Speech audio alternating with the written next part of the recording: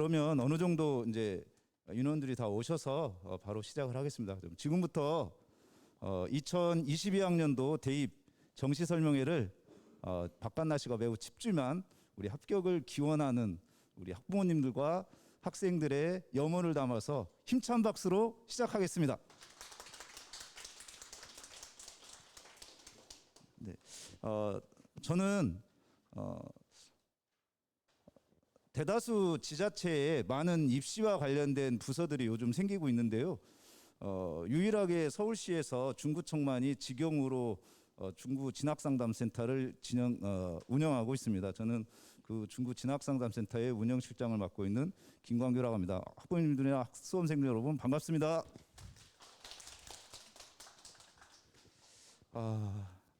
사실 제가 3년 전에 이거 여기 와서 시작하면서 저도 저 아이가 올해 고3인데요. 언제 지나갈까 했는데 눈 깜짝할 사이에 지나가서 저도 지금 저희 아이가 예비 번호 받고 기다리고 있는 중이라서 여기 계신 학부모님들이라 동일한 심정입니다. 그래서 그런 심정을 알기에 오늘 입시 설명회도 학생들이나 학부모님들에게 최대한 좋은 정보, 정확한 정보를 통해서 입시에 많은 도움을 드리고자 합니다. 그리고 아까도 말씀드렸지만 오늘 이후에도 지속적으로 저희가 컨설팅을 실시할 겁니다. 그래서 오늘 컨설팅 시간이 조금 짧더라도 이후에 저희 중구 진학상담센터 홈페이지를 통해서 정시 원서를 접수하는 날까지 지속적으로 예약을 하시고 상담을 받으시면 된다는 점 오늘 말씀드리고요. 그리고 아까 잠깐 인사를 드렸던 저희 서양호 구청장님 이 자리에 모시고 저희 중구 교육에 관한 문제 또 수험생들에게 격려의 말씀을 잠깐 들어보겠습니다. 힘찬 박수로 서양호 구청장님 모시겠습니다. 네, 열심히 발로 뛰는 일하는 중구청장 서양호입니다. 시작하기 전에 입구에서 그리고 센터 안에서 몇몇 어머님들하고 고3 수험생들 얼굴을 마주했는데 얼굴들 인상이 별로 안 좋으세요. 올해 불수능을 때문에 그런 것 같기도 하고 마음이 좀 무거웠습니다. 그렇지만 올해 최선을 다한 우리 그 수험생들이 이제 시험은 끝났고 좋은 전략을 세워서 그 노력이 헛되지 않도록 잘 계획을 수립하는 게 중요한 것 같습니다. 특히 올해 처음 그 선택형 수능이 치러져서 조금 더 입시 전략을 수립하는데 좀 애로사항이 있는 것 같습니다. 모두의 우리 운영실장님 말씀하신 것처럼 오늘뿐만 아니라 오늘 이 전체 대략적인 안내가 끝나고 개별 컨설팅을 할 거고 특히 원서 접수 마지막 날까지 정시에 대한 컨설팅을 우리 중구 진학 상담센터에서 진행하니까요. 오늘 부족하다고 생각되시는 분들은 진학 상담센터 홈페이지를 통해서 추가적으로 예약하셔서 상담 받아 보시면 좋을 것 같습니다. 우리 중구는 그 두 가지 때문에 인구가 많이 감소하고 있습니다. 하나는 그 원래 교통이 좋아서 맞벌이 부부들이 살기 좋은, 즉 경제하기 좋은 동네여서 토지주 등 건물주들이 아파트 재개발이라든가 주거환경 개선보다는 시장이나 상가나 다가구 주택, 다세대 주택에서 임대료를 받는 것을 워낙 좋아하는 곳입니다. 그래서 재개발이 잘 되지 않아서 젊은 층들이 전입 인구가 많이 없은 서울에 가장 적은 편입니다. 반면에 또 사시는 분들은 그 교육 문제 때문에 아이 키우기 힘들다고 초등학교에서 중학교 올라올 때 전체 학생 수의 18.2%가 감소해서 있는 젊은 사람들은 떠나고 새로운 젊은 사람들은 유입이 없어서 서울에서 가장 작은 서울시 평균 한 구당 40만 군 인구인데 우리 중구는 12만 명에 불과합니다. 15만에서 12만으로 줄어드는데 약 8년 정도밖에 소요되지 않았는데 이런 속도대로라면 다시 2만 명이 줄어서 10만 이하로 줄어드는 데는 3년에서 5년밖에 걸리지 않을 거라고 합니다. 그래서 이 문제를 해결하는 게 가장 중요한데 하나는 정부 정책이라든가 서울시라든가 중구 내에서 주거 환경을 개선해서 보다 더 많은 젊은 분들이 유입될 수 있도록 하는 거하고 또 하나는 교육 문제를 해결해서 아이 키우기 힘들어서 중구를 떠나는 일이 없도록 노력하는 게 중요한 것 같습니다. 2018년도 제가 구청장 되었을 때 중구의 인문계고에서 서울에 있는 인문계고에서 대학 진학률이 서울에 있는 구청 중에서 25개 중에서 18등이었습니다. 작년 12월에 우리 중구가 서울 25개구 중에 4위로 올라왔는데 강남 서초 송파를 제외한 강남 3구를 제외하면 서울에서 1등인 상황입니다. 그래서 우리 중구가 그 절대적인 그 정시에서는 강남 3구라든가 8학군에 비해서 밀리지만 수시 전형에 대해서는 열심히 노력해왔던 결과인 것 같습니다. 그래서 앞으로도 그 우리 아이들 키우기 좋은 중구를 만들기 위해서 열심히 노력하겠습니다. 그 일환으로 교육지원센터도 만들고 중구에 입시 진학상담센터도 만든 그 이유이기도 합니다. 오늘 그 정시에 대한 그 컨설팅 잘 받으시고 그리고 아까 말씀드린 대로 원서수 마지막 날까지 여러분들의 노력한 것들이 조금이라도 유실되지 않도록 진학상담센터에서 계속적으로 입시 상담 컨설팅 해드릴 테니까요. 노력한 거가 유실되지 않게 좋은 결과가 나올 수 있기를 진심으로 기원하겠습니다. 그리고 중구청도 항상 우리 수험생 여러분들 응원하고 우리 수험생 때문에 애태우시는 우리 어머님 아버님들을 응원하겠습니다. 오늘 뜻깊은 시간 되시기 바라겠고요. 다시 한번 2022년 정시설명회가 여러분 개인의 진학을 결정하는데 좋은 참고가 되고 자료가 되었으면 좋겠습니다. 네, 그 다음 주 되면 그 성탄이 있는데요.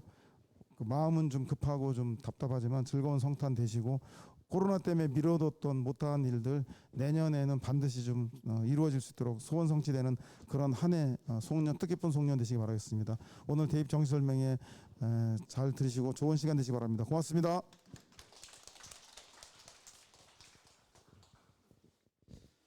저희 서양호 구청장님 닉네임이 발로꾸 뛰는 구청장님이신데요. 앞으로 더 열심히 발로 뛰시라고 다시 한번 뜨거운 힘찬 박수 부탁드리겠습니다.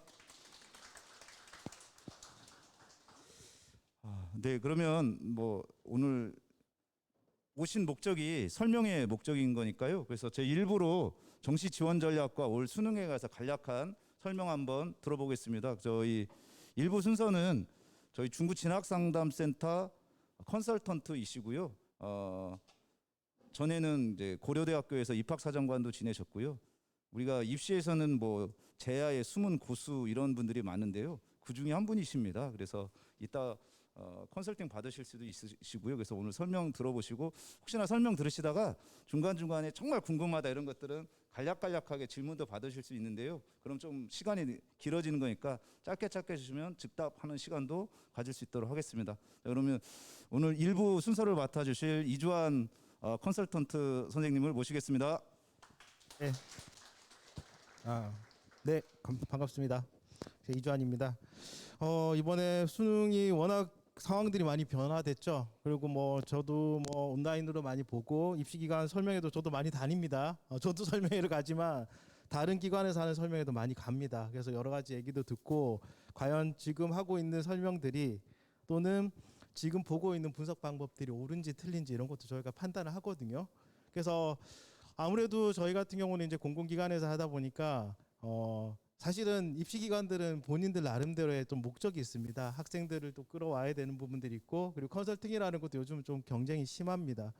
그래서 상대적으로 이제 공공기관에서 하는 부분에 있어서는 사실 전달에 조금 더 주안점을 둘 겁니다. 그래서 제가 이 자료를 만들면서도 가장 핵심에 줬던 부분들이 뭐냐면 그냥 하더라 하는 정도가 아니라 막 엄청나게 분석들을 많이 하시거든요. 데이터들이 많기 때문에 분석도 많이 하시고 하시지만 사실에 근거한, 그러니까 정말 제대로 된 사실이 뭔가, 그리고 어머니들께서 다른 분석들을 보실 때도 어떤 방식들을 중심으로 해서 판단하는 게 더 좋은지 이런 관점들을 제가 좀 제시해 드리려고 합니다.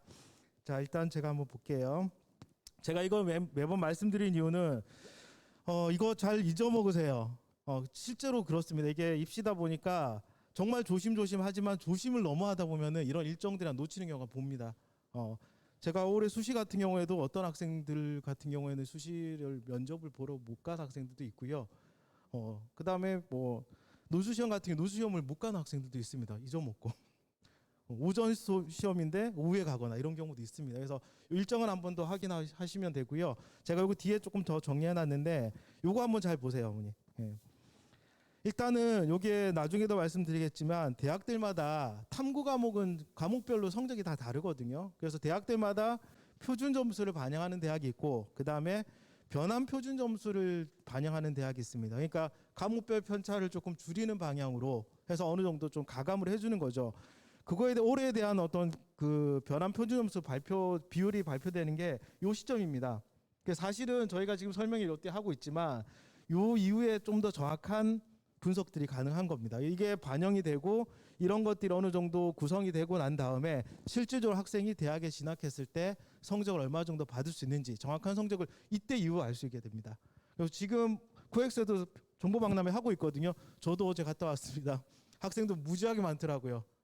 막 줄 서 있고 장난도 아니더라고요. 지금 너무 불안한 겁니다. 왜냐하면 수능이 바뀌고 난 다음에 첫 수능이잖아요. 그리고 아이들 지금 문과 이과에 대한 교차 지원에 관한 얘기도 좀 너무나 많기 때문에 정말 자기가 유리한 전형이 어떤 건지 쭉 파악하기가 지금 힘든 상황이라고 보시면 됩니다. 그래서 요 이후에 아마 조금 됐고 저희도 이제 상담이 계속 진행되고 있기 때문에 아마 이 시간 이후부터 조금 더 실질적인 상담은 될 겁니다. 그리고 수시 충원이 이때 마감됩니다. 9시 이후에 마감이 되고 그리고 난 다음에 요때 이제 2월 인원하고 원서 접수가 시작됩니다. 그래서 12월 말부터 1월 초까지 원서 접수가 실행된다 보시면 돼요. 이게 원서 접수가 무조건 또 똑같은 날짜가 아닙니다. 학교들마다 조금씩 다르기 때문에 나중에 상담하고 본인이 가고 싶은 대학들이 결정이 되면 반드시 확인하고 요즘 휴대폰 좋으니까 거기다가 반드시 알람을 기록해 두십시오. 그래서 마지막 날까지 확인하는 방식으로 그렇게 좀 진행해 주시면 좋고요. 자, 수시 접수할 때 조금 유의할 사항들이 있는데 일단 수시 합격자는 정시 지원 불가입니다. 어떤 경우든 간에 등록을 하든 등록을 하지 않든 수시 합격자인 경우는 무조건 정시 지원 금지입니다. 그래서 충원되는 경우도 마찬가지입니다. 충원에서 합격자 발표가 나는 경우에도 정시 지원은 금지입니다. 그리고 전문대도 포함이고요. 그 다음에 가나다군에 있는 지원 한 개씩 할 수 있죠. 정시는 한 개씩 할 수 있는데 산업대나 전문대는 무제한입니다. 나중에 저희가 전문대에 대한 말씀도 드리겠지만 전문대는 정시 지원에 있어서는 횟수 제한이 없습니다. 그래서 어머니들께서 뭐 상황에 따라서 물론 4년 대학을 좋은 학교를 갈 수도 있지만 어떤 학생들 같은 경우에는 조금 더 직업적인 부분에 더 신경 쓰는 학생도 있을 겁니다. 그런 경우에는 전문대 같은 경우는 지원이 무제한이라는 것도 알고 계시면 좋고요. 그리고 추가 모집도 진행합니다. 이게 대학들이 정시 진행하고 나면 정원을 다 못 채우는 경우도 있습니다. 추가 모집도 진행하고요. 추가 모집 같은 경우에도 작년 같은 경우 예를 조금 들면 지방 국립대 같은 경우는 생각보다 결혼이 많이 생겼습니다. 그래서 성적이 조금 부족한 친구들 중에서도 지방 국립대 좀 괜찮은 대학들을 갈 수 있는 기회도 조금 더 있다고 보시면 되고요. 그리고 정시 등록자는 일단 추가 모집의 지원이 불가하다는 것까지 같이 좀 알아두시면 됩니다. 자, 올해 정시 특징을 조금 살펴보면 일단 통합형 수능을 처음 봤죠. 그래서 문과, 이과 사실 구분이 어떻게 될지도 잘 모릅니다. 특히 수학하고 뭐 국어 이런 부분에서 문과 학생들이 몇 점을 받았는지 이과 학생이 몇 점 받았는지 모릅니다. 그래서 각각의 입시기관들이 나름대로 모의 지원을 하고 있고요. 그 모의 지원을 바탕으로 해서 나름대로 평가를 내놓고 있거든요. 뭐 종로학원이나 대성이나 다 마찬가지입니다. 지금 모의 지원자를 중심으로 해서 성적을 파악하고 있고요. 그걸 바탕으로 해서 아마 예측치를 하는데 이 예측은 또 상황에 따라 많이 달라집니다. 제가 뒤에서도 말씀드리겠지만 통계 자료라는 거는요. 숫자로 장난치기가 정말 쉽거든요. 통계라는 것들이 되게 명확해 보이지만 통계는 추정에 불과합니다. 만약에 어머니들 제가 쉬운 예로 드는데 주식 투자 미래에 대한 예측하는 거죠. 주식 투자에서 아무리 엄청나게 많은 통계를 쓸 겁니다. 실제로는 주식 투자 예측이 불가능하죠. 입시도 마찬가지입니다. 과거의 데이터가 얼마나 많이 가지고 있고 추정을 얼마나 좋은 기술, 좋은 수학적 방법을 쓴다고 하더라도 미래 상황에 대해서는 정확하게 예측하는 건 사실 불가능합니다. 그런 부분들 좀 어머니 좀 알고 계셔야 되고요. 그리고 모집 인원이 조금 증가했는데 이것도 좀 잘 보셔야 됩니다.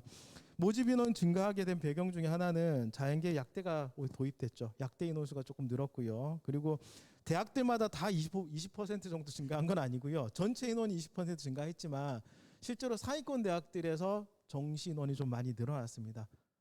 서울대, 연고대, 성대, 서강대 이런 학교들이 조금 늘어났고요. 실제로 중위권 대학들은 크게 변화가 없습니다. 그것도 조금 주의하셔야 되는 부분이고요. 그리고 경쟁률하고 입결도 사실 변화가 좀 있겠죠. 올해 수능 인원도 조금 늘었기 때문에.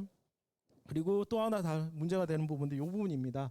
전형 방법이 조금씩 변화됐습니다. 그래서 영역별 반영 비율이라든지 반영 지표가 조금 변화가 있었고요. 모집군도 올해 좀 이동했죠. 서울대 같은 경우도 지금 이동해 있는 상태고요. 그래서 올해 지금 가장 큰 문제가 뭐냐면 점수하고 인원수가 변동이 너무 큰 겁니다.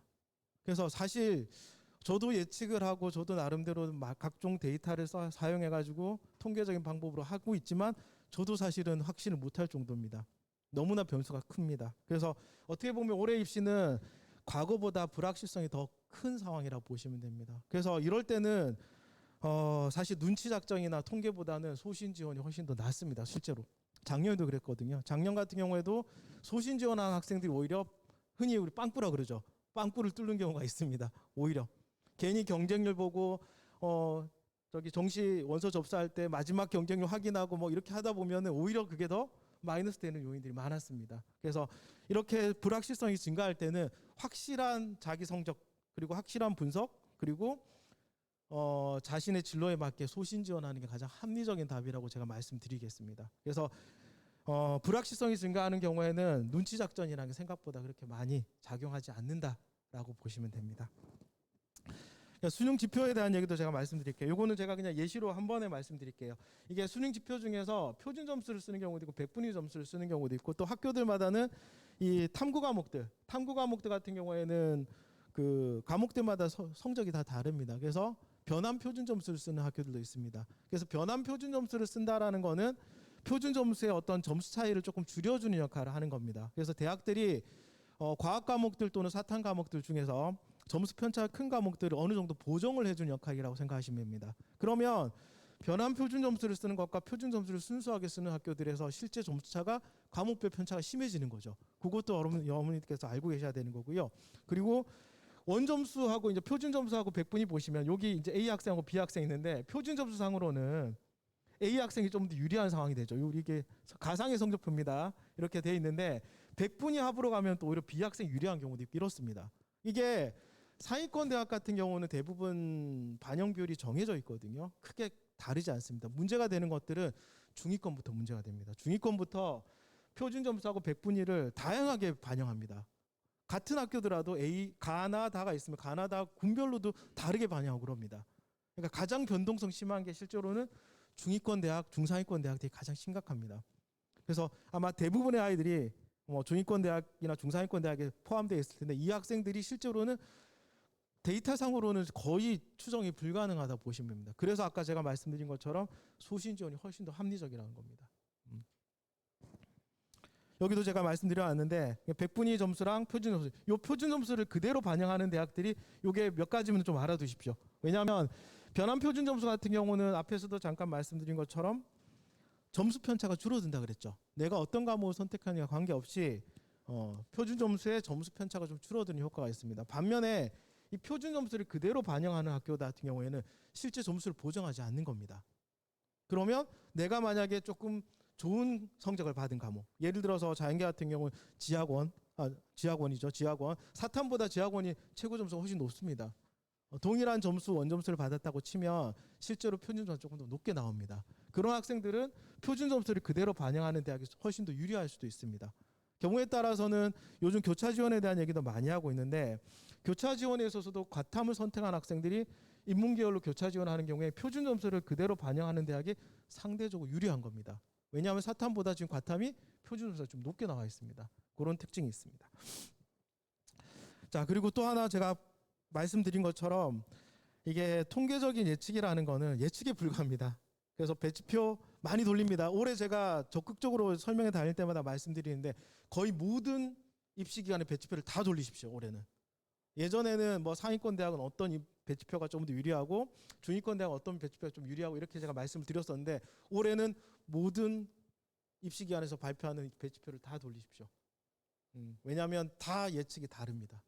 그리고 표본 집단 자체가 뭐 메가도 마찬가지고 종로도 마찬가지고 대성도 표본 집단이 지금 다 다릅니다. 그래서 그거를 다 모아야지 전체 표본 집단이 좀 가까워지기 때문에 올해 같은 경우는 어머니들께서 할 수 있는 거의 모든 배치표를 다 돌리시는 게 훨씬 더 유리하다 보시면 됩니다. 그래서 입시 기관에서는 본인이 얘기하는 게 가장 합리적이고 올바르고 가장 정확한 배치표다 얘기하시는데 다 추정입니다. 그래서 올해는 여러 기관들의 배치표를 한꺼번에 돌리시라. 그리고 완벽한 배치표는 없습니다. 배치표 믿고 지원하셨다가 불합격하는 사례도 되게 많고요. 또 어떤 학생들은 배치표 믿고 지원했다가 아쉬워하는 학생도 되게 많습니다. 대학 가고 난 다음에 그런 상황이기 때문에 조금 여러 배치표를 같이 참고하시는 게 조금 더 좋다.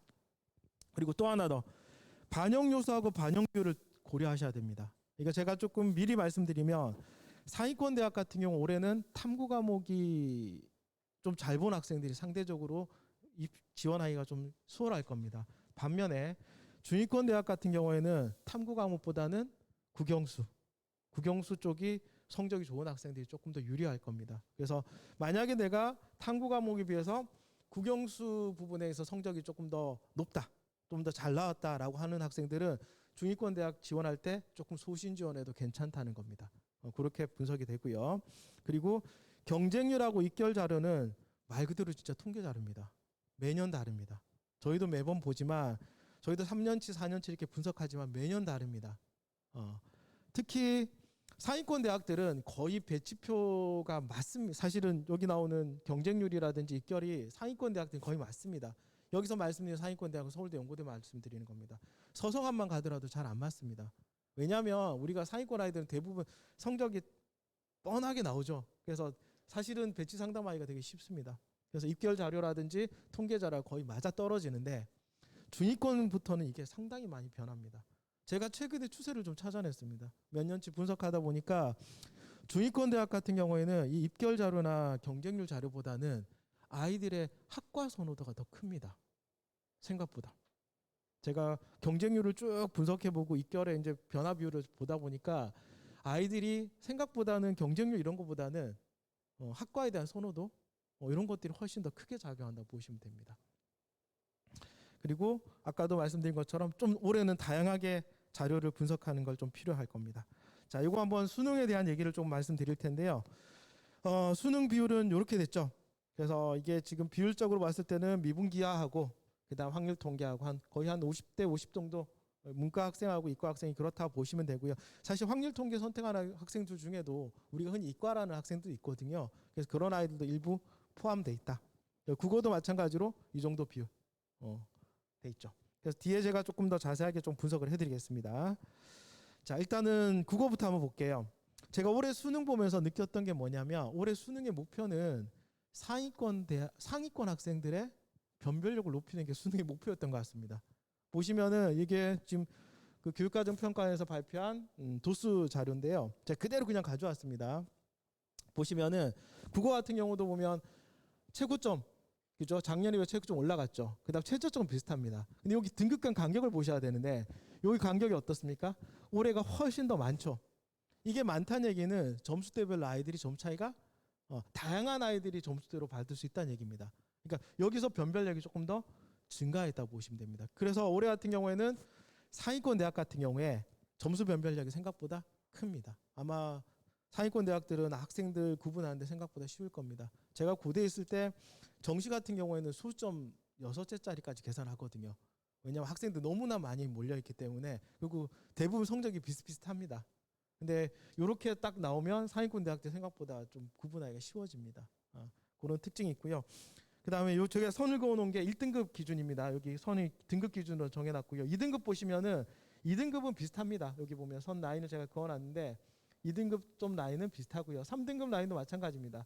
작년하고 비교해서 크게 차이가 없습니다. 4등급 라인도 마찬가지입니다. 5등급 라인도 마찬가지고요. 작년 대비해서 그렇게 표준점 차이가 많지는 않습니다.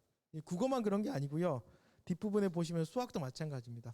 수학 같은 거 올해 통합형을 봤기 때문에 제가 가형, 나형을 조금 구분해서 보여드리겠습니다. 이게 작년 가형이고 작년 나형입니다. 가형, 나형 보세요.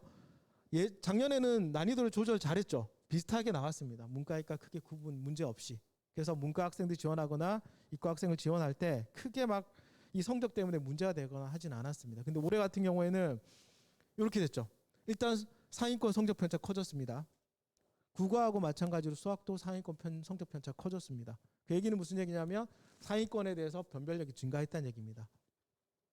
그리고 여기 뒤에 나오는 거 제가 부분 과목별로 추정인원 나왔던 거는 요거는 6월하고 9월 달에 그 모의고사 모의 평가할 때는 실제 과목별 비율을 발표를 했습니다. 지원자가 몇 명에게 발표를 했거든요. 등급당 몇 %씩 있다라는 얘기를 했었습니다. 아마 입시 기관들이 거의 아마 요거 수치 보시면은 저뿐만 아니라 거의 대부분의 입시 기관들이 비슷한 수치일 겁니다. 조금씩 차이 날 겁니다. 아마 한 4, 50명, 많으면 100명 정도밖에 차이 안 날 겁니다. 그래서 6월 달하고 9월 달에 지원자들의 그 성향들을 보고 요거를 조금 추정해 놓은 겁니다. 그래서 아마 기하미적 자연계에 해당되는 학생들이 한 요 정도 비율이 될 거고, 그다음에 확률 통계에 해당되는 학생들이 1등급 내 한 이 정도 있을 거라고 보는 겁니다. 요거는 그냥 추정치기 때문에 어머니께 그냥 확인만 하시면 되고요. 그래서 실제로는 우리 아이가 어느 성적대 정도 들어가느냐가 사실은 더 중요합니다. 왜냐하면 개개인별로는 이미 성적을 알고 있기 때문에. 그래서 저희가 그냥 추정하는 양이 이 정도다. 요 마찬가지입니다. 2등급, 3등급은 거의 비슷합니다. 보시면은 등급 간 간격도 그렇고 점수 편차도 그렇고 사실 큰 차이는 없습니다. 그러니까 저희가 이제 아이들하고 이제 하다 보면은 상위권 같은 경우에 특히 수학 같은 경우에 상위권 학생들 같은 경우에는 자연계하고 인문계 사실 편차가 조금 있습니다. 2등급까지도요. 자연계 학생들하고 문과 학생들하고 조금 차이가 있습니다. 근데 3등급 넘어가면 사실 자연계랑 문과랑 큰 차이는 없습니다. 그래서 이게 어떻게 보면은 상위권 대학 또는 서성한 또는 중경외시 정도 지원하는 학생들에 있어서 수학 부분에 있어서 조금 유불리가 있는 부분이지, 사실 우리가 생각하는 뭐 국순세단이라는 이런 정도 내려가게 되면 사실 수학에 대한 유불리 문제는 어떻게 보면은 점수라기보다는 문과 이과라기보다는 내가 얼마의 점수대 영역에 있는지 또는 얼마만큼의 반영 비율에 있는 따라서 좀 달라집니다. 그래서 사실 수학 점수보다는 과목별 반영 비중이 훨씬 더 크게 영향을 미친다고 보시면 됩니다.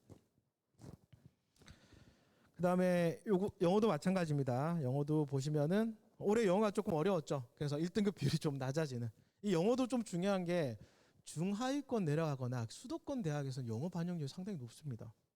그래서 만약에 상대적으로 영어 등급이 조금 낮은 친구들 같은 경우에는 수도권 대학도 조금 고려 상황에서 빼셔야 되는 상황이라고 보시면 됩니다. 그래서 만약에 다른 과목에 비해서 영어 성적이 생각보다 조금 유리하다, 내가 동일한 점수대에서 영어 성적이 좀 좋다라고 하면 지방 거점 국립대학에서 수도권으로 올라올 수도 있는 그런 확률도 있는 겁니다. 그래서 그런 부분들도 좀 감안해 두셔야 되고요.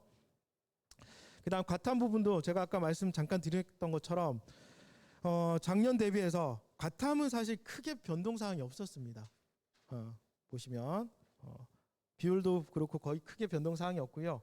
제가 좀 빨리 진행할게요. 자료집 그냥 보시니까 보실 수 있으시니까. 마찬가지로 투도 마찬가지입니다. 크게 문제가 없었고, 사탐 내부적으로는 크게 문제가 없었어요. 근데 제가 뒤쪽에서 그래프 하나 보여드릴게요. 요 그래프 보시는 게 훨씬 더 빠르실 것 같아서. 여기 보면은 주황 색깔이 2022학년도고 파란 색깔이 2021학년도입니다. 자, 크게 이런 차이였는데 2022학년 되니까 어떤 일이 발생했습니까? 최고점이 점수가 확 튑니다. 자연계 학생들 같은 경우. 그래서 실제로 자연계 학생들이 표준 점수가 생각보다 좀 높게 나왔습니다. 거의 모든 입시기관에서 그렇게 분석하고 있고 실제 결과도 그렇고요. 그래서 이것 때문에 많은 학생들이 지금 교차 지원할 거다라고 말씀을 하시는데 저는 조금 생각이 다른 부분이 있습니다. 한번 제가 고민해 볼게요. 자연계 학생입니다. 자연계 학생이 문과로 교차 지원한다고 했을 때 어문계열로 지원할까요? 안 합니다. 그죠? 사회과학계열로 지원할까요? 쉽지 않습니다. 철학과 사회학과 생각보다 자연계 학생 지원하지 않습니다. 제가 이것 때문에 정말 고민을 많이 했거든요. 자연계 학생들이 혹시라도 인문계 쪽에 교차 지원을 한다고 하면 사실 경영경제가 대부분일 겁니다. 아이들 성향상 아이들이 자연계 학생들의 특징을 우리가 파악하지 않고 성적만 갖고 보면은 자연계 학생들이 무조건 인문계를 지원하기 훨씬 유리한 거 맞습니다. 근데 아이들이 대학 입시뿐만 아니라 대학 입학을 하고 난 다음에 그 다음 4년의 과정이 또 있잖아요. 아이들 입장에서도 조금 고민해야 되는 겁니다. 진로 부분에 있어서 아이들이 고민할 때 자연계 지원해서 나 대학을 졸업한 것과 조금 한 두세 단계 높은 대학에 인문계를 지원해서 대학을 졸업했을 때 과연 취업이 어떻게 될 건가 고민 안 할까요? 고민합니다. 사실 대학 입시가 중요하긴 하지만 앞으로는 취업 부분에 대해 아이들이 고민을 엄청 많이 하거든요. 그래서 솔직히 연고대 인문계열 나온 학생과 한 중대, 성대 정도 학생, 자연계를 나온 학생을 비교했을 때 과연 어떤 학생이 취업이 더 잘 될 것 같습니까?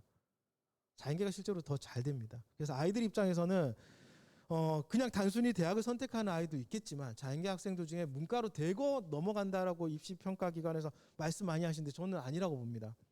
아마 경영 경제 쪽으로는 아이들이 좀 넘어갈 수 있겠지만 나머지 어문계열이나 그다음 사회과학 계열로는 넘어가는 게 쉽지는 않을 겁니다. 그래서 엄청나게 많은 숫자가 인문계열로 넘어가고 자연계에 빵꾸가 생길 거다라고 얘기하시는 분도 계시고요. 또 어떤 분들은 많은 인원수가 인문계로 넘어가서 인문계 학생들이 상대적으로 불리할 거다 얘기하는데 저는 그렇게 보지는 않습니다. 분명히 경영 경제 쪽은 저는 조금 빡빡해질 거라 보고요. 나머지 과들은 예전이나 크게 상관없을 거라고 저는 봅니다. 아주 특별한 경우를 빼놓고요. 그래서 제가 전략을 조금 말씀드리면 저희 좀 빠르게 진행해서 제가 말을 좀 빨리 하겠습니다. 자, 일단 최상위권 대학 같은 경우 좀 변화된 사항을 제가 좀 말씀드리면 이게 중요한 게 서울대가 표준호수 그대로 반영합니다. 그래서 상대적으로 과탐, 표준호수가 높은 학생들이 조금 유리하다 보시면 되고요. 그리고 제2외국어 한문 서울대는 필수죠. 자연계는 과탐 2 응시 필수입니다. 그리고 또 하나 작년하고 바뀐 게 뭐냐면 예전에는 연대 고대가 외국어나 한문 같은 경우에 제2외국어 한문 같은 경우에 탐구 과목하고 대체가 가능했거든요. 올해부터 불가능합니다. 그래서 실제로 제2외국어 한문은 서울대 외에는 사실 크게 소용이 없다고 보셔도 괜찮으십니다. 그리고 올해는 연대하고 고대는 영어의 어떤 영향력을 조금 상대적으로 줄였고요. 연대는 예전이나 똑같이 영어의 영향력이 조금 큽니다.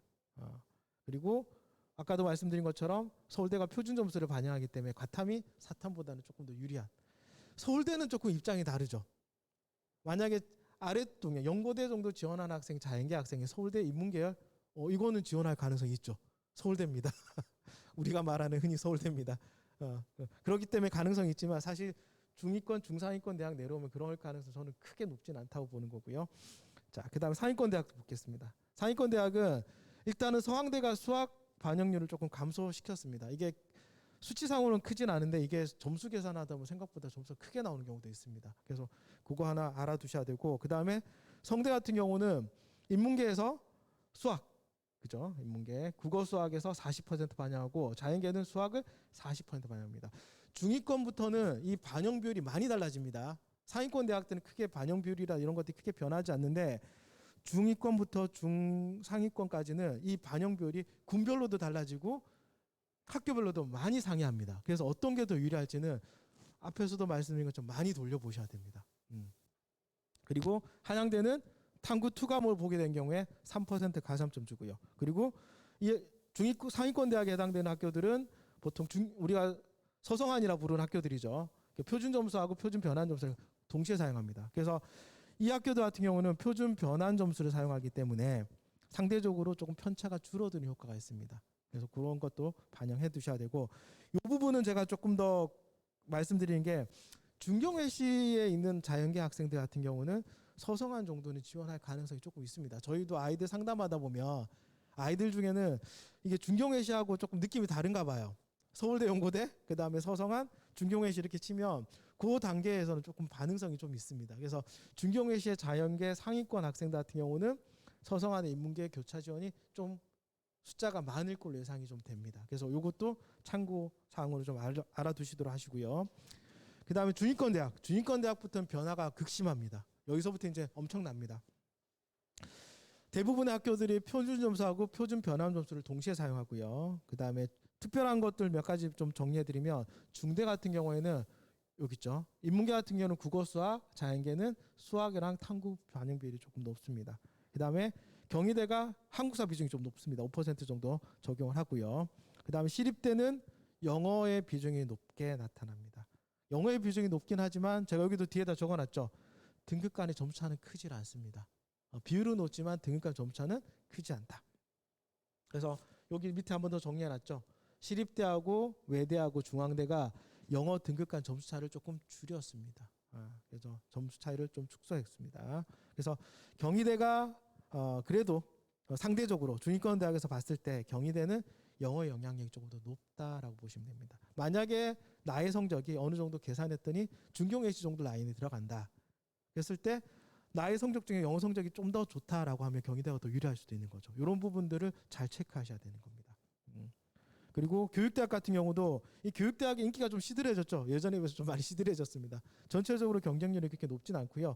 물론 서울교대나 이런 데는 높고요. 나머지 평균적으로는 아마 이 정도 됩니다. 그래서 이 교육대학은 거의 모든 과목을 반영합니다.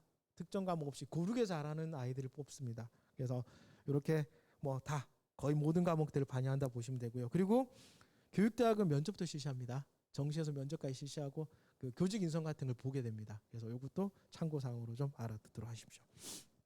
그다음에 요게 이제 제일 어려운 건데 이 중위권 여기서 말씀드리면 이제 건동홍숙이 해당되는 겁니다. 건동홍숙에 해당되는 학교들은 정말 다양합니다. 제가 이걸 정리를 못한 이유가 다 다릅니다. 같은 학교도요 모집 군별로 가나다군 나눠서 분할해서 뽑는 학교들도 있거든요. 그런 학교들은 모집 군별로도 다릅니다. 그래서 일일이 다 확인해 하셔야 되는 상황. 그래서 제가 여러 기관들에서 하는 모의 지원을 다 해보라는 겁니다.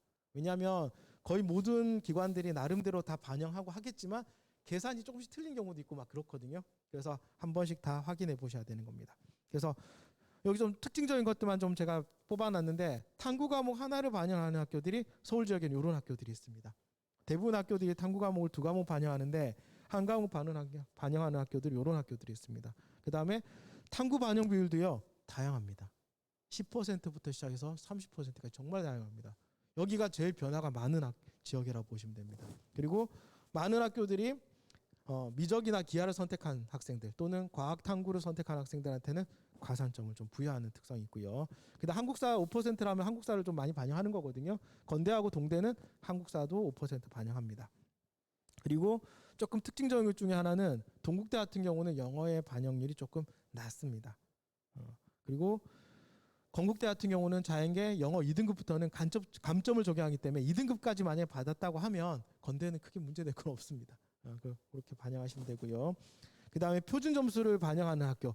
제가 앞에서 말씀드린 것처럼 표준 점수 반영하는 것과 변환 표준 점수 반영하는 게 상황이 많이 다르다 그랬잖아요. 변환 표준 점수를 하게 되면은 과목별 선택 과목에 대한 점수 편차가 크지 않다 그랬습니다. 근데 표준 점수를 그대로 반영하는 경우에는 과목별 점수 편차가 커집니다. 그런 학교들 중에 하나가 홍익대, 과기대, 항공대 이런 학교들입니다. 그래서 이 학교들은 자연계 학생들이 혹시라도 인문계열로 교차 지원을 하든가 다시 말씀드리면 건동홍숙보다 아래쪽에 있는 자연계 학생들도 한번 지원해 볼 만한 겁니다. 그리고 사탐인 경우에도 사탐 과목별로 자기가 조금 더 좋은 표준 점수를 받은 과목들이 있다고 하면 상대적으로 높다고 하면 이런 학교들이 조금 더 유리합니다. 그리고 여기는 입시 자료들 분석해 보면 경쟁률 엄청나죠. 대부분의 아이들이 여기 몰려 있습니다. 실제로. 경쟁률은 엄청나게 높고요. 그 다음에 모집 단위별로 성적 편차가 큽니다. 이게 무슨 얘기냐면 학과별로 성적 편차가 크다는 얘기입니다. 제가 앞에서도 잠깐 말씀드린 것처럼 중위권 대학들은 아이들의 어떤 눈치 작전보다는 실제로는 진로에 대한 고민들이 훨씬 더 많고 선호하는 학과에 대한 선호도가 확실한 겁니다. 취업 부분이나 이런 것들이 생각했을 때 아이들이 조금 더 유리한 방향이 있다고 하면 그 학과를 많이 지원하게 되는 겁니다. 실제 경쟁률하고 입시 결과가 비례하지도 않습니다. 경쟁률이 낮더라도 입시 결과가 높은 학과도 있고요. 경쟁률은 아주 낮은데 성적은 또 엄청 높은 학과도 있고 반대로 경쟁률 높지만 성적은 또 낮은 학과도 있고 되게 다양하게 됩니다. 그래서 그런 특징들이 있다. 그래서 중위권 대학 같은 경우는 정말 소신 지원하는 게 가장 답이라고 보시면 됩니다. 그리고 여기 정리해 놓은 요 정도 고민하시면 될 것 같고요. 그리고 이 중위권 대학은 다군에 있는 경우에 충원이 상당합니다. 대부분의 학교들이 사실 가군, 나군밖에 없죠. 다군 가면 가끔 이런 얘기 하시거든요. 다군은 쓸 대학이 없어요. 라고 얘기하십니다. 그래서 정해집니다. 거의 다군은. 몇몇 대학에 왕창 몰린다는 얘기입니다. 일부 대학에. 그러다 보니까 다군에 지원하는 학생들 많이 빠지죠. 가나군으로.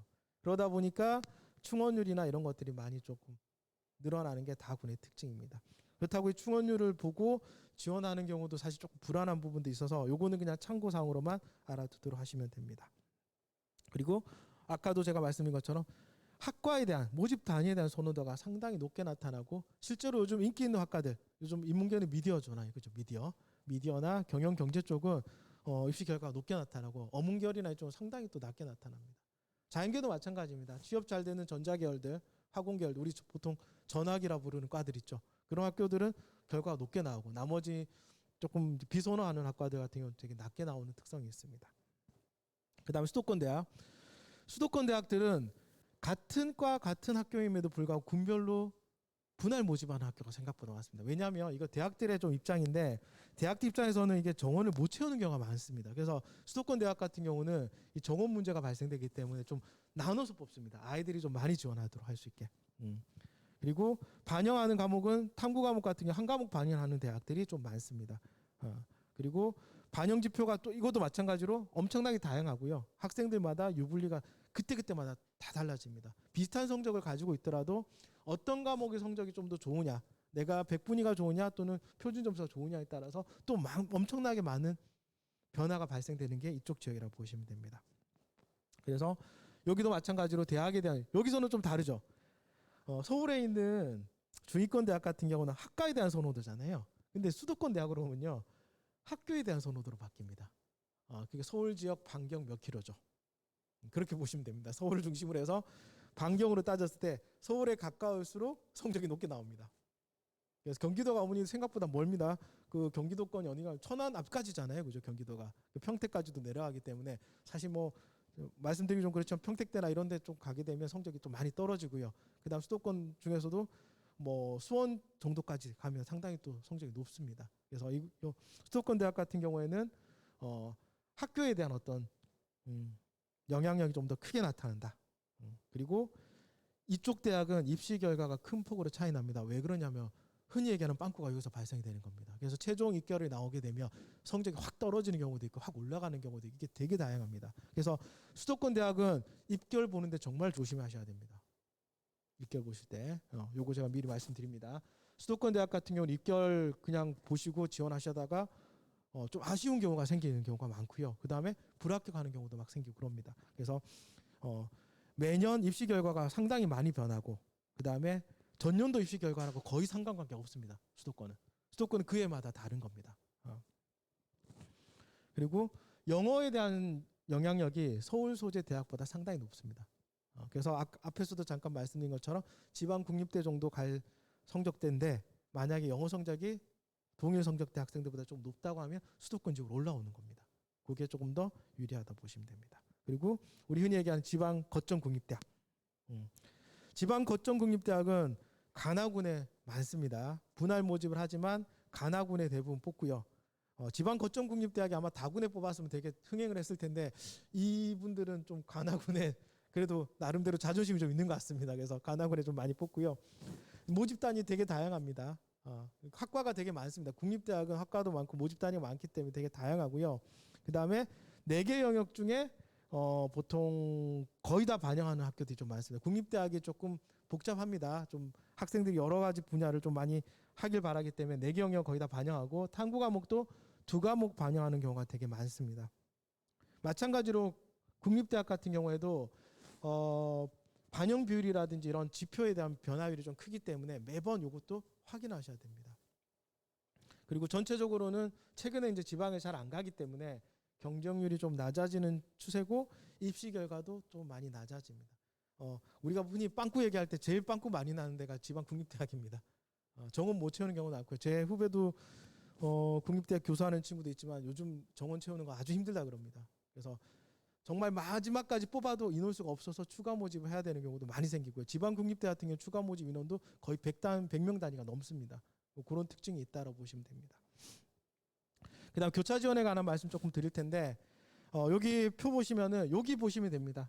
아까도 말씀드린 것처럼 변환 표준 점수를 쓰게 되면 점수차가 줄어든다 그랬잖아요. 변환 표준 점수 쓰지 않고 표준 점수를 그대로 반영하는 대학들 같은 경우에는 자연계 학생들이 인문계 학생들에 비해서 동일한 성적을 받았다가 표준 점수가 높게 나오기 때문에 훨씬 더 유리하다 보시면 됩니다. 그래서 요거는 그냥 참고 사항으로 어머니께서 한번 확인해 주시면 되고요. 그다음 100분위를 반영한 대학들, 그다음에 등급을 반영한 대학들 이렇게 보통 나와 있습니다. 그래서 대부분의 학교들은 변환 표준 점수를 사용하지만 올해 표준 점수를 그대로 반영한 학교들도 있다. 고려 사항을 좀 두시면 됩니다. 그래서 사실 우리가 봤을 때 서울대는 서울대죠. 그다음에 뭐 서울과기대나 홍익대나 항공대, 그다음에 이런 학교들 정도는 아마 조금 고민 사항에 들어오실 수 있으실 겁니다. 자, 그리고 요거 유불리 판단에 대한 얘기를 제가 조금 말씀드릴게요. 이거 입시기관에서도 많이 발표하는데 저도 한번 계산해봤습니다. 대충 몇몇 어떤 게 좀 더 유리할까. 그래서 뭐 국어 성적 반영 비율, 그 다음에 수학, 영어, 탐구 이렇게 반영 비율 봤을 때 보시면 앞에서 말씀드린 것 대학들마다 중위권 대학 같은 경우는 변화 사항이 생각보다 큽니다. 그래서 국어는 뭐 과거와 크게 변화 없고요. 수학 같은 경우는 생각보다 반영 비율이 인문에서 자연으로 갔을 때 조금 더 자연계 학생이 마이너스라는 게 자연계 유리하다는 겁니다. 자연계가 혹시 조금 더 유리하게 나타난다. 탐구도 마찬가지다.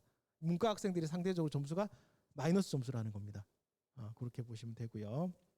그래서 조금 기준을 나눠드리면 만약에 우리 아이가 국영수 탐구 과목이 있는데 국영수가 조금 더 유리하다라고 중위권 대학을 지금 말씀드립니다. 중위권 대학을 말씀드렸을 때 국영수가 유리하다고 하면 그대로 자기가 인문계면 인문계, 자연계면 자연계로 조금 지원하는 게 유리할 수 있고, 그다음에 탐구 과목이 상대적으로 좀 높게 나왔다고 하면 교차 지원까지도 고려를 조금 해 보시라는 겁니다. 그래서 그렇게 정리를 하고요. 이거는 제가 추정한 건 요거는 그냥 어머니들께서 보시라고 데이터 드린 겁니다. 그래서 제가 여기 보면은 학과 모집 정원수 있죠, 그죠? 정원수 쭉 나열해 놓고 대충 점수 구간대별로 계산해서 요거는 제가 수학을 좀 기준으로 했습니다. 왜냐하면 수리 부분이 문과학과가 지금 같이 돼 있기 때문에. 그래서 좀 수리 부분을 기준해서 대충 계산해 보면 점수대가 있죠. 표준 점수 제가 대충 이건 믿지 마십시오. 제가 말씀드리면서도 얘기합니다. 믿지 마십시오. 근데 대충 이 정도까지는 예측은 해볼 수 있다라고 보시면 됩니다. 이 자료는 어머니께서 그냥 한번 확인하시면 됩니다. 제가 자료를 드렸으니까 확인해 보시면 되고, 저희가 드린 자료 중에 책자 자료 있죠, 어머니. 책자 자료도 받으셨죠? 그 책자 자료에 가면은 대학별로도 자료를 다 집어넣어놨습니다. 그래서 저희가 오늘 짧은 시간 내에 그 설명회를 진행하는 바람에 조금 요약된 내용으로 제가 말씀드렸고요. 그 책자 보시면 자세한 내용들 다 있으니까 확인을 한번 해보시면 되고요. 제가 책자 부록으로는 그 2개년도 입시 결과까지 넣어놨습니다. 그래서 입시 결과도 조금 참고해서 보시는 게 좀 유리하실 거라 보시면 되고요. 그리고 중위권 대학도 마찬가지로 제가 여기 결과들을 조금 적어놨는데 아마 요 성적대 들어가는 학생들, 요거는 기준이 수학을 기준으로 한 겁니다. 수학을 기준해서 이 정도 점수대 영역 들어가는 아이들이 아마 요 영역대에 들어가지 않을까 제가 예측해 놓은 겁니다. 그래서 요거는 그냥 철저하게 참고 사항이고요. 다시 한 번 더 말씀드리지만 그 올해 같은 경우는 변수가 너무 많습니다. 아이들이 어떤 방식으로 지원할지도 이제 거의 예측이 불가능하고요. 입시 전문가들하고도 저희도 얘기를 좀 나누는데 다들 똑같습니다. 모르겠다입니다. 모르겠는데 설명을 해야 되죠. 설명했을 때 가장 합리적인 방법이 뭐냐? 제가 볼 때는 올해는 최대한 많이 돌려보는 겁니다. 정말 많이 돌려보십시오. 그리고 상담도 많이 오십시오, 어머니. 저희도 아마 상담할 때마다 조금씩 변화될 수도 있습니다. 왜냐하면 저희도 받는 정보들이 있기 때문에 아직까지 원서 쓰기까지 기간이 좀 많이 남았잖아요, 그죠? 그래서 상담도 많이 오셔가지고 여러 번 상담 받으셔도 됩니다. 저희가 상담 횟수 제한이 있거나 그러진 않기 때문에 상담 여러 번 받으시고 가장 합리적인 방식으로, 아마 저희도 다양한 데이터 사용해서 돌려보고 아마 어머니께서 또는 학생분들께서 돌려오는 데이터도 저희가 볼 텐데 그걸 보고 가장 합리적인 방식들로 조금 결정하는 게 좋을 것 같습니다. 그래서 조금 더 한 번 더 말씀드리면 올해 같은 경우는 너무 눈치 보지 않고 지원하십시오. 제가 다시 한 번 더 말씀드리지만 올해 초부터 제가 어떤 느낌 받냐면 눈치 보려고 엄청나게 지금 움직이고 계시거든요. 대치동 같은 경우 저도 설명회 가다 보면 전부 다 그 얘기입니다. 빵꾸 어디냐. 눈치 보신다는 얘기거든요. 근데 올해 같은 경우는 변수가 크기 때문에 빵꾸 예측 거의 불가능할 겁니다. 어디서 터질지 아무도 모릅니다. 그래서 이럴 때는 가장 합리적인 방법은 소신 지원하고 자기 진로에 맞춰 지원하기 가장 좋습니다. 그리고 객관적인 데이터 정보 가지고 정확하게 분석하고 소신 지원하는 게 가장 합리적인 방법이라고 생각하시면 됩니다. 네, 여기까지 마무리하고요. 꼭 잘하셔서 합격하시길 바랍니다. 네, 혹시 질문 있으시면 제가 간단하게 질문 조금 받고 진행하도록 하겠습니다. 혹시 질문 있으십니까? 없으시죠? 네, 감사합니다. 그리고 저희가 상담 계속 열려 있으니까 언제든지 상담 오셔도 괜찮습니다. 네, 고생하셨습니다.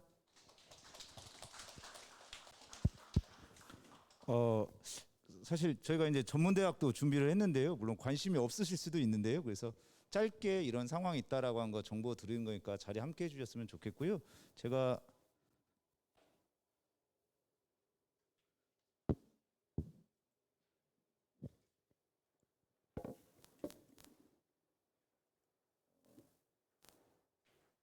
네이버에 이렇게 잘 모르셔서 중구교육지원센터가 이 건물입니다. 이걸 치시면 이로움이라고 하는 게 뜨거든요. 여기 보시면 여기 진로 진학으로 가셔도 되고요. 아니면 여기 배너에 여기에도 있습니다. 팝업존에도 보면 이렇게 맞춤 진학 컨설팅이라고 있거든요. 여기서 저희들이 컨설팅을 하는 거예요. 그래서 혹시 모르실 테니까 진로 진학에서 여기 진학 상담센터가 있습니다. 그래서 여기 누르시면 여기 1대1 맞춤 진학 컨설팅이 있습니다. 여기서 신청하기를 하시면은 이제 로그인하시고 신청하실 수 있으십니다. 그래서 제가 이거 화면 보여드리는 이유는 요거 이용들을 잘 모르시는 것 같아서, 그래서 오늘 상담하시고 더 필요하신 분들은 저기서 상담 날짜 지정하셔서 하시면 됩니다. 그래서 월요일부터 토요일까지 좀 진행이 되고요. 토요일은 10시부터 5시까지고요. 월 금은 주중에는 10시부터 9시까지니까 어머님들 편하신 시간대 오시면 되고요. 주로 3시 이후로 이렇게 상담을 하시면은 오늘 여기 컨설팅 하셨던 분이랑 또 이렇게 하실 수 있으실 겁니다. 네. 그리고 다음 순서는 이렇게 전문대 자료인데요. 간략하게 보고 아까 말씀드렸지만 이 자리에서는 1조, 2조 하고요. 3, 4, 5조는 위로 올라가시면 되고요. 오늘 대략 고3 부모님들이 몇 분 안 오셔가지고 그 시간대로 이렇게 진행은 할 텐데요. 궁금하신 건 그때 물어보시면 되고요. 그다음에 제가 몇 가지 부탁 말씀드린 볼펜 혹시 있으신 분들은 가실 때 저기다 다시 반납해 주시면 좋겠고요. 볼펜보다 더 중요한 게 저희가 있는 저 사물함 키거든요. 그래서 사물함 키는 꼭 꽂아 두셔야 됩니다. 저거 없으면 저희가 다시 해서 사물함 키를 꼭 꽂아 주시고 그다음에 2층은 신발을 신고 가셔도 돼요. 2층은. 그래서 2층은 그거 슬리퍼에다 두시고 신발 신고 올라가시면 됩니다. 자, 제 2부 순서로 여기 전문대 입시 잠깐 설명 듣도록 하겠습니다. 저희 2부 입시는 저희 중구 진학상담센터 컨설턴트이신 한대규 선생님입니다. 힘찬 박수 부탁드리겠습니다. 입니다.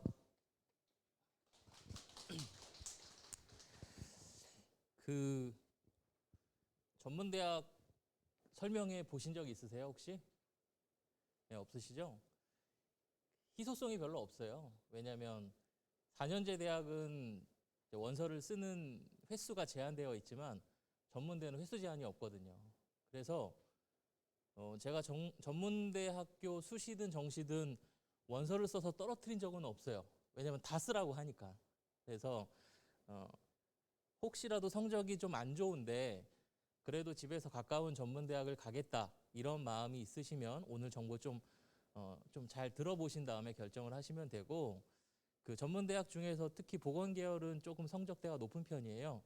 그 내용들 좀 확인하신 다음에 최종적으로는 원서 쓰기 전에 저희랑 상담을 좀 하신 다음에 한 원서를 2, 30개 쓸 수 있다고 해도 그걸 다 쓰는 것보다는 그거 절반 정도 그냥 원서비도 아끼셔서 딱 붙는 학교들 찾아가지고 쓰시는 게 더 좋으니까 그런 정보 좀 얻으셨으면 좋겠습니다.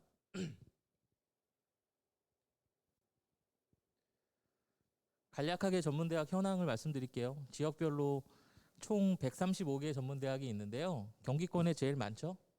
네. 그 다음에 정원도 경기권이 제일 많습니다. 그 다음에 서울권은 어차피 9개 대학밖에 없고 다 거리가 가까우니까 큰 고려할 사항은 아니고, 경기권 같은 경우는 제가 이 목록에다가 지역을 표시해 놨어요. 왜냐하면 그래도 이왕이면 통학이 좀 쉬운 쪽으로 선택을 하시라고. 그래서 지역을 좀 보시고 그 다음에 이제 나중에 제가 말씀드리는 자료를 보시면서 어딜 쓸지 고민하시면 될 것 같습니다. 자, 특별하게 한국폴리텍 대학이 있는데 전문대학과 직업학교의 중간적인 위치예요. 서울에서 제일 가까운 데는 용산에 있거든요. 근데 여기는 좀 뭐 등록금도 싸고 그다음에 취업하기 좀 유리한 기술을 익힐 수 있다라는 장점이 있어요. 그래서 전문대랑 별도로 하나 더 생각해 보실 수도 있어요. 자, 전문대학 현황 중에서 일단은 그 시험 없이 4년제 대학에 편입할 수 있는 그러한 대학들 그리고 학과들이 좀 있거든요. 그래서 그냥 무작정 아무 전문대나 쓰는 게 아니라 그래도 이왕이면 유사학과로 시험 없이 편입할 수 있는 4년제 대학으로 그런 대학들이 있으니까 한번 목록을 보시고 대부분 다 제2 캠퍼스 있는 학교들이에요. 그리고 지방 국립대들 이렇게 있는데 목록 한번 보시고 원서 쓸 때 4년제 대학까지 편입을 고려하실 때 얘네들은 보험으로 가져갈 수 있는 거죠. 물론 전문대를 졸업한 다음에 시험 봐서 서울에 있는 4년제 대학을 편입할 수도 있고 아니면 성적 관리가 좀 안 됐다 그랬을 때 시험 없이도 편입할 수 있는 대학들이니까 그렇게 한번 연계되어 있는 그 대학 목록들을 보시고 결정하시면 됩니다. 자, 그 다음에 학사학위 전공 심화 과정을 운영하고 있는 학교들이에요. 원래 예전에는 전문대는 2년제지만 지금은 2년제, 3년제, 4년제 뭐 학과마다 좀 다르고요. 그 다음에 가장 중요하게 간호학과 같은 경우는 딱 5년 전만 해도 간호과라고 했었어요. 그래서 3년제가 많았었는데 지금은 이제 간호학과로 다 바뀌어서 4년제로 바뀌어서 운영하고 있고 그냥 4년제 대학 간호학과 나온 것이랑 거의 똑같은 상황이에요. 그래서 그 간호학과 같은 경우는 뭐 여기서 전공 심화 과정으로서 운영되는 거랑 별 상관은 없지만 그래도 혹시 그 2년제 대학을 나온 상태에서 편입을 하지 않고 대학원을 가고 싶다라고 할 때는 전문대 나온 상태에서는 대학원 갈 수 없는 상황이 되니까 전공 심화 과정을 밟아서 4년제 학위를 취득한 다음에 대학원을 가는 방법도 있거든요. 그런 방법을 활용하시면 됩니다. 자, 일정은 4년제 대학이랑 똑같아요. 원서 접수 기간은 대신에 이제 조금 길게 원서 접수를 하고 있고요. 그 다음에 전형 기간은 면접이나 실기고사를 보는 학교들이 있어서 전형 기간이 설정되어 있는 거고 합격자 발표, 추가 모집까지 쭉 하면은 2월 말까지 입시가 쭉 진행될 거고요. 여기 보시면은 전문대학이나 일반대학은 복수 지원이 가능하다. 그러니까 일반대학 3개 쓰고 그다음 전문대학은 여러 개를 쓸 수 있다 보시면 되고 일반대학과 달리 전문대학은 횟수 제한이 없다. 그래서 그 한 6년 전에 제가 어떤 학생이 한 5등급, 6등급 정도 되는 친구예요. 영어만 2등급이고 나머지는 다 5, 6등급인 친구인데 어머님이 병원에 계셨어요. 간호사로서. 그래서 그 친구는 무조건 간호사를 시켜야 되겠다고 원서를 좀 잘 써달라고 말씀을 하시는데 냉정하게 간호학과를 5, 6등급인 친구가 4년제 대학을 가긴 좀 어려워요. 일부 대학이 있어요. 그 전남 광주에 일부 대학 몇 개가 있는데 거기는 5, 6등급 친구들도 4년제 대학 들어갈 수 있는데 서울에 있는 친구니까 너무 어렵고 차라리 경기권에 있는 전문대를 쓰자라고 해서 그 이따 보여드리겠지만 경기권에 있는 그 대학들 간호학과 다 썼거든요. 그렇게 썼는데 마지막에 딱 2군데밖에 안 됐어요. 간호학과 인기는 좀 여전히 많이 있는데 어찌됐든지 간에 횟수 제한이 없으니까 혹시 보건계열 희망하시는 학생들이나 부모님 계시면 보건계열은 좀 적극적으로 많이 쓰는 게 좋을 거예요. 그 다음에 주의해야 될 것은 여기는 뭐 그러신 분 없겠지만 전문대학 수시 모집을 썼던 친구들은 원서 접수 직전까지 수시 추합이 계속 돌 거거든요. 그래서 한 200에서 300번까지 번호가 돌아요. 전문대 같은 경우도. 그래서 내가 미처 확인을 못했는데 충원 합격이 되어 있던 친구들이 있어요. 근데 그런 친구들이 더 높은 대학을 쓰겠다고 정시해서 쓰면 안 되거든요. 그래서 그 상황도 꼭 확인하셔서 전문대 정시를 쓸지 말지 결정하시면 되고 그 다음에 요 밑에 있는 대학들은 횟수 제한에 들지 않기 때문에 수시에서 붙었더라도 전문대 쓰는데 지장은 없습니다. 자, 가장 중요한 특징인데요. 서울에 전문대가 9개가 있잖아요. 그 9개 중에서 요 빨간색으로 표시되어 있는 학교들 이런 학교들은 두 개 학과를 동시에 쓸 수 있어요. 그러니까 무조건 서울에 있는 학교는 가고 싶은데 과도 중요하다. 근데 간호학과 쓰기는 어려운데 다른 과는 또 쓸 수 있는 상황인데 그러면 원래는 선택을 해야 되지만 요 대학들 같은 경우는 높은 학과도 하나 쓰고 내가 붙을 만한 학과도 또 쓸 수 있는 그런 기회가 있으니까 활용해 보시라고 정리를 좀 해드렸는데 삼육보건대를 예를 들면은 이런 학과들이 있어요. 이런 학과들이 있고 이게 이제 요강에 나와 있는 내용이에요. 정시 중복 지원이 가능하다. 그러니까 학과나 전형을 두 개를 쓸 수 있다라는 거예요. 그리고 자 대신에 주의해야 될 것은 보통 아이들이 이제 진학사랑 UA 두 개를 쓰는데 그 각각 따로따로 할 수는 없다라는 거죠. 복수 지원을. 네, 그런 거고. 그다음에 전년도 입시 결과를 보시면 간호학과는 100분위 커트라인이 85%예요. 85.5%면 중상위권에 해당하는 3등급이죠. 그다음에 치위생과는 76.8%, 77%까지가 3등급 커트라인이니까 3등급 커트라인에 걸리는 친구들이 이제 치위생과를 붙는데 만약에 올해 입시에서 82% 정도가 되는 친구가 그래도 서울에 있는 전문대를 쓰겠다라고 하면 뭐 삼육보건대 같은 경우는 간호학과를 좀 상향으로 하나 쓰고 또 하나 치위생과를 안정적으로 쓰는 이런 방식을 택할 수 있다라는 거예요. 그렇기 때문에 두 개를 지원할 수 있는 학교들 알아보시고 원서를 쓰시면 됩니다.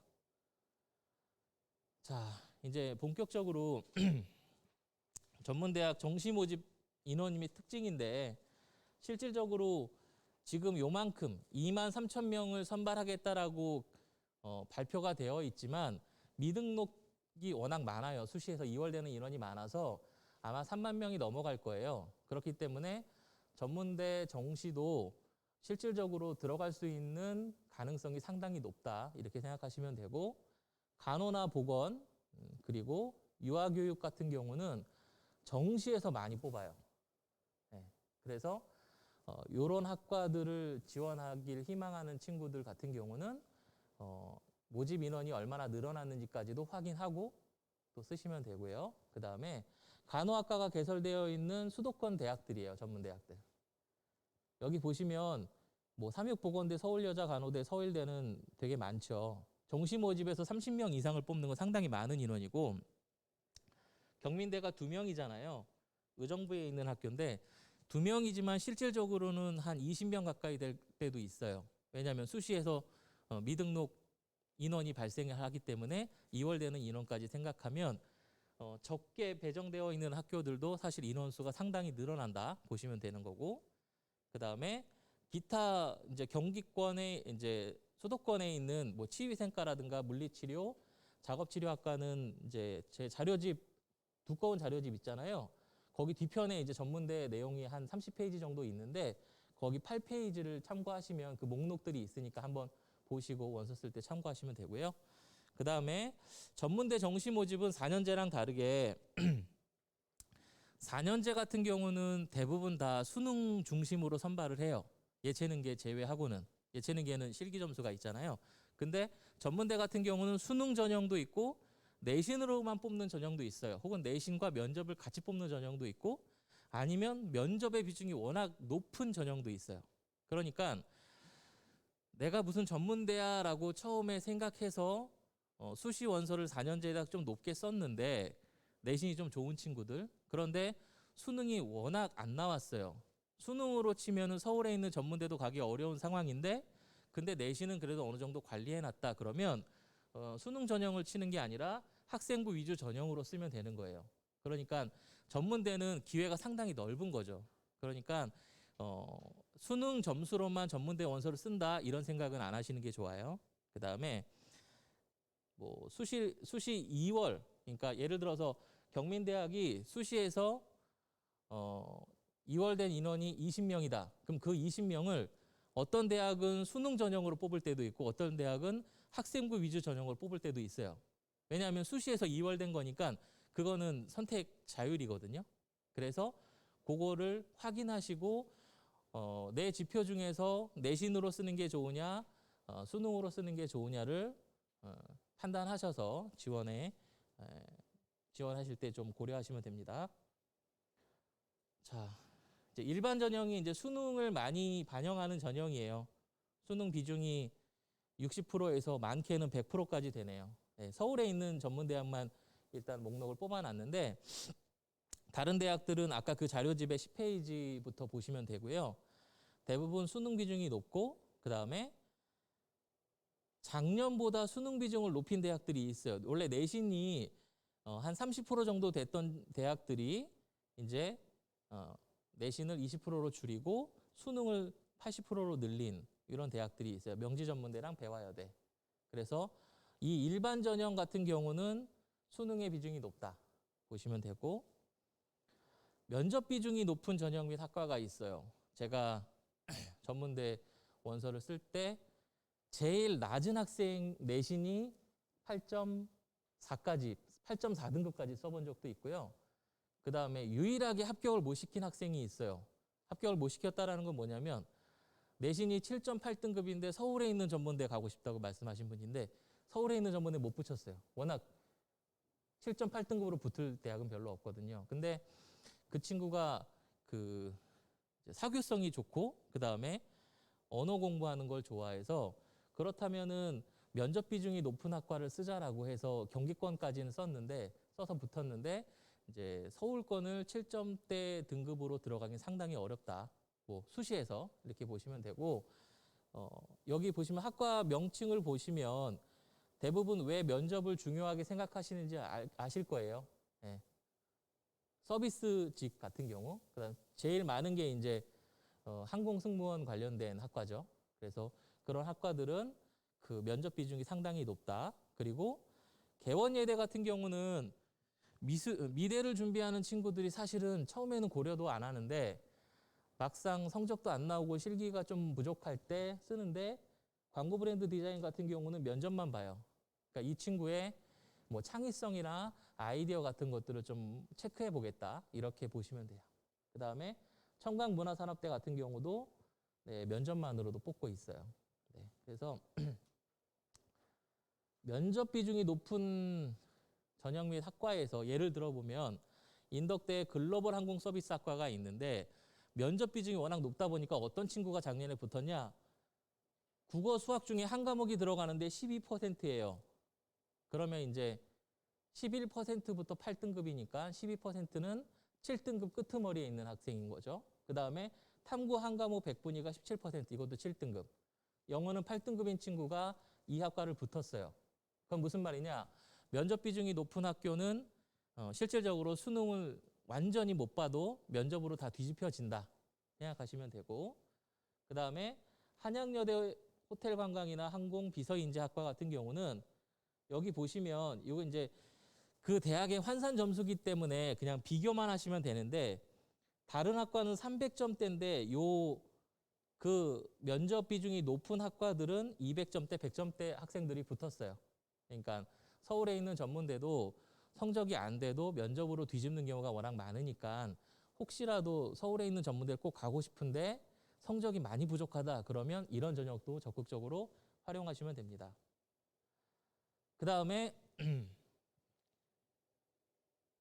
아까 말씀드린 것처럼 학생부 성적으로만 뽑는 전형이에요. 근데 명지전문대랑 서일대가 있어요. 서울에 있는 학교 중에서. 뭐 서일대는 조금 떨어지긴 하는데 명지전문대는 그래도 인기가 좀 있는 전문대 중에 하나거든요. 그래서 수능을 잘 볼 걸 예상해서 수시원서를 안 썼는데 수능이 워낙 안 나왔다. 그럴 때 내 내신 점수로 명지전문대를 쓸 수 있는지 확인하시면 되는데 여기 보시면 이 라인을 쭉 보시면 점수 편차가 상당히 커요. 제일 낮은 학과는 기계공학과인데 기계공학과 이제 저 밑에 공공행정 서비스 상담 7.54등급이 합격을 했어요. 작년에. 근데 좀 높은 학과는 컴퓨터공학과는 3.34등급이네요. 네, 편차가 크죠. 3등급에서 7등급까지. 그래서 학과별로 점수 편차가 크니까 실질적으로 자기가 원하는 학과를 쓸 수 있는 점수가 격차가 좀 크다.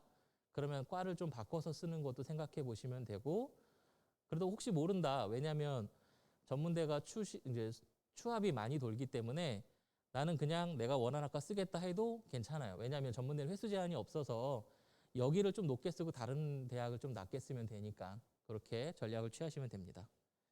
자, 그래서 서울권에는 명지전문대랑 서일대가 있고 경기권에는 국제대, 대림대 이런 대학들이 있고 인천권에는 이 대학들이 내신만 가지고 뽑는 대학이다 생각하시면 돼요. 자, 그 다음에 수능 중심으로 뽑는 학교들은 보통 대부분 수능을 2개 영역만 반영하거나 3개 영역만 반영하는 학교가 많아요. 그래서 보통 4년제 대학 서울권은 4개 영역을 대부분 다 반영을 할 거고 경기권 4년제는 3개 영역을 반영을 해요. 경기권 전문대는 2개 영역을 반영하는 대학이 많다. 이렇게 생각하시면 되고요. 한국사나 제2외국어나 한문, 인문계열 학생 같은 경우에 이런 것도 하나의 영역으로 반영하는 경우가 있어요. 특히 명지전문대 같은 경우는 여기 보시면 영어나 한국사 중에서 높은 걸 들어간대요. 그럼 영어를 워낙 못한 친구들인데 한국사는 절대평가로 바뀌면서 워낙 시험이 쉬워졌으니까 한국사 1등, 1, 2등급 받았다 그러면 영어 한 5등급 받은 것보다 훨씬 더 유리할 거 아니에요. 그래서 그런 친구들 같은 경우는 한국사 점수가 높을 때는 그런 대학들, 한국사 반영이 높은 학교들을 원서를 쓰시면 돼요.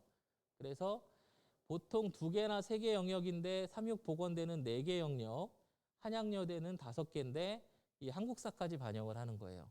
그래서 2개 영역이나 3개 영역을 반영하는 학교보다 4개 영역이나 5개 영역을 반영한 학교의 점수가 더 낮아요, 원래는. 근데 삼육보건대 같은 경우는 이제 보건계열이고 취업이 워낙 잘 되는 편이기 때문에 그래서 점수가 많이 낮아지진 않아요. 많은 영역 수를 반영하더라도 그걸 감안하시면 돼요. 자, 그래서 수능으로 2개나 3개 영역을 반영할 때 영어 성적이 어떻게 반영되느냐예요. 이 대학들. 자, 1, 2등급의 차이는 실질적으로 많진 않아요. 근데 이제 3, 4등급으로 갈수록 많이 떨어지는 경우가 많죠. 더 내려가면 더 낮아지고. 그래서 보통 전문대 원서를 쓰는 친구들의 영어 등급이 3등급 정도면 거의 만점 된다 생각하셔도 돼요. 예. 그러니까 인기 있는 간호대학 빼고는. 근데 뭐 영어 등급이 1등급이다 그러면 다른 점수가 워낙 낮아도 상관없어요. 예. 그 환산하는 그 대학들마다 환산 점수가 다 다르고 그걸 가지고 내가 유리하냐 불리하냐 판단하기가 좀 힘드실 거예요. 4년제 대학만큼 전문대 자료는 사실 별로 없거든요. 배치표 이런 거 딱 한 군데서 나와요. UAE에서. 근데 언제 나오냐? 원서 쓰기 직전에 나올 때가 많아요. 왜냐면 4년제 대학에 다 자료를 만드는 사람들은 거기 다 집중하고 있거든요. 그래서 어차피 전문대 정시 원서 접수 기간이 1월 12일까지니까 그 전에 저희하고 상담을 하시면서 혹시 전문대를 쓰시겠다라고 하면 그때 좀 양질의 정보를 받으셔서 원서를 쓰시면 좋을 것 같아요. 자, 그 다음에 한국사를 반영하는 경우 아까 제가 명지대 말씀드렸잖아요. 근데 좀 차이점이 있어요. 명지대 같은 경우에 영어를 기준으로 보면 1등급이 100이고 2등급이 95잖아요. 근데 한국사의 경우는 1등급이 95고 2등급이 85예요. 그러니까 영어랑 등급 간 점수가 같은 건 아니에요. 다만 한국사가 1등이면 영어 2등급이랑 같은 점수다. 그렇게 해서 내가 영어랑 한국사 중에서 이 환산되는 점수 중에 어떤 게 유리하냐 보시고 그걸로 이제 점수 이 대학에 환산한 나의 점수가 몇 점이다 확인한 다음에 원서 쓰시면 돼요. 네. 자, 그 다음에 전문대학은 사실은 아직은 큰 관심 없으실 테니까 이렇게 간략하게 좀 브리핑해 드렸고요. 그럼 전문대학을 지원하려면 어떻게 해야 되느냐? 일단은 제일 중요한 거는 그 앞으로의 진로 계획이 어떻게 되느냐. 예를 들어서 전문대학 가서 뭐 편입을 해서 혹은 뭐 대학원까지 가겠다 뭐 이런 경우들이 있는데 그러한 진로 계획이 중요하고 그 다음에 그 취업을 우선으로 생각하겠다라고 한다면 어느 학과를 선택할지, 그래서 그 진로 계획에 따라서 학과를 선택하는 게 제일 중요하고, 그 다음에 학생부, 수능, 면접 요 지표 중에서 어떤 게 자신이 있느냐, 그거를 스스로 한번 판단해 보신 다음에 그 중에 유리한 전형으로 쓰시면 돼요. 그 다음에 최근 2, 3개년 정도의 합격자 성적 및 충원 인원을 확인을 하자. 전문대 같은 경우는 그냥 커트라인 점수를 다 공개해 버려요. 거의 수도권에 있는 한 40여 개 정도 되는 전문대학 중에서 한두 개 빼고는 공개해요. 그 한두 개는 왜 공개하지 않았냐? 왜냐하면 그냥 원서 쓰면 붙는 학교이기 때문에 공개하지 않는 경우가 있어요. 예, 예를 들면 뭐 국제대 같은 경우. 그래서 일단은 최근 3년 정도의 합격자 점수를 본 다음에 결정하셔도 되는데, 어차피 횟수 제한이 없으니까 좀 높아도 다 써도 돼요. 다만 작년에 수시 입결을 예로 들면은 그 서울에 있는 학교들 중에서 원래는 6등급 이하의 학생들이 그냥 내신 반영이 높은 전형에서 붙는 경우가 별로 없었는데, 작년에는 서울에 있는 학교들 중에서 일부가 7등급대가 붙는 경우가 있었어요. 올해는 이제 12월 말까지 추합을 기다려 봐야 되겠지만 이 추세는 계속 진행될 거라고 봐요. 왜냐하면 학생 수는 줄어들었는데 전문대학의 모집 정원은 많이 줄어들지 않았기 때문에 이제 학생들을 채우는 게 급선무인 거예요. 그러다 보니까 내신이 낮은 친구들까지 계속 추합을 돌리니까 7, 8등급대 학생들도 서울에 있는 전문대를 가는 경우가 있었어요. 그래서 올해 같은 경우도 그 정시 모집 인원이 많이 줄어들진 않았어요. 그리고 수시에서 이월되는 인원까지 치면은 상당히 많은 인원이 될 것이기 때문에, 그래서 전문대학을 원서를 쓸 때도 예전 데이터랑 비교했을 때 많이 차이가 나더라도 과감하게 쓰셔도 돼요. 그러면 마지막 단계에서 추합까지도 가능할 거예요. 그 다음에 복수 지원 여부 확인한다. 그래서 이제 같은 대학에 2개 학과를 쓸 수 있는 경우가 있으니까 그런 학교들 쓸 건지 말 건지 결정하시면 되고, 그 다음에 혹시 면접 보는 경우는 면접 일정이 중복되는 경우가 있으니까 그것을 꼭 체크하셔야 돼요. 근데 4년제 대학과 달리 전문대학은 면접 일정을 바꿔주는 경우들이 많아요. 왜냐하면 아이들 계속 합격시켜야 되니까, 오게 만들어야 되니까. 그래서 면접 일정이 중복되더라도 내가 선택할 수 있는 경우도 있으니까 둘 다 쓰고 싶으면 면접 일정 중복돼도 일단 쓰세요. 쓰고 하나는 오전에 신청해서 보고 하나는 오후 시간에 면접을 보면 되니까 그런 전략 취하시면 되고, 그 다음에 제일 중요한 거는 일단은 서울에 있는 전문대학이 1순위이긴 한데 혹시 서울에 있는 전문대학을 가기 어려운 상황이다라고 하면 그래도 통학거리를 좀 중요하게 생각하시라는 거예요. 너무 멀리 가면은 한 달 다니다가 그냥 포기하고 재수한다는 친구들도 많이 봤어요. 원래 전문대를 처음부터 생각했던 친구들이 아니기 때문에. 그래서 일단 통학거리까지 생각하셔서 원서 전략을 수립하면 됩니다. 네, 간략하게 전문대학은 이렇게 마무리를 짓겠습니다. 그리고 지금은 전문대학은 어차피 횟수 제한이 없으니까 4년제 대학 다 원서 쓴 다음에 1월 초에 알아보셔도 늦지 않아요. 그러니까 우리가 지금 정보는 워낙 4년제 대학에 대한 정보는 워낙 많고 전문대학 같은 경우는 워낙 없는데 상관없어요. 4년제 대학 그 많은 정보 중에서 많은 것들을 쭉 다 분석하고 비교한 다음에 그 중에 3개의 대학을 선정해서 학과까지 쓰는 것을 12월 말까지는 집중하시고, 그 다음에 그 원서 전략이 다 끝난 다음에 그 다음에 일주일 동안 시간이 있으니까 그때 전문대 어디 쓸지 고민하셔도 돼요. 그때 뭐 도움 필요하시면 저희 진학상담센터 상담 신청하시면 자세하게 자료 뽑아 드릴 테니까 그때 고민하시는 걸로 하시겠습니다. 네, 오늘 전문대 설명회는 여기까지 하겠습니다. 감사합니다.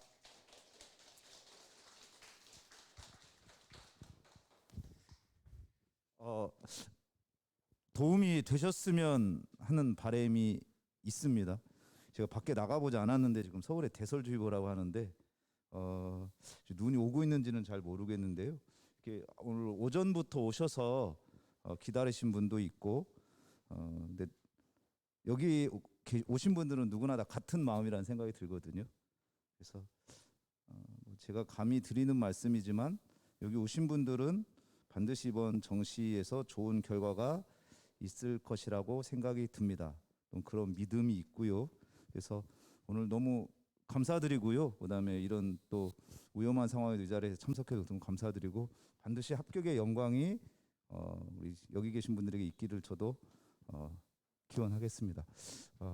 그리고 아까 말씀드렸듯이 1, 2조만 여기 계시고요. 3, 4, 5조는 위로 올라가시면 안내해 드릴 거고요.